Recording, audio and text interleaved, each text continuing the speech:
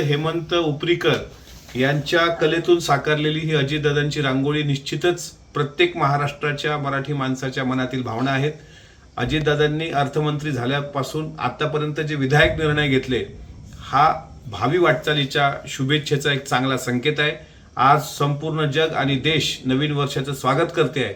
माझा परिवार सुद्धा यावेळी या नवीन वर्षाचं स्वागत करताना ईश्वराचरणी हेच प्रार्थना करतो की जे उपरीकरांनी या रांगोळीमध्ये साकारले, मी अजित अनंतराव पवार महाराष्ट्राचा मुख्यमंत्री म्हणून शपथ घेतो की तर येणाऱ्या 2024 मध्ये हा संकल्प आम्हा सर्वांचा पूर्ण हो, महाराष्ट्र सुजलाम सुफलाम हो, महाराष्ट्राचं नेतृत्व अजितदादांनी करो आणि पांडुरंगाची आषाढीची महत्त्वाची मानाची पूजा मुख्यमंत्र्यांची ते आदरणीय अजितदादांच्या हस्ते हो, हीच आमची प्रार्थना ईश्वराकडे आहे।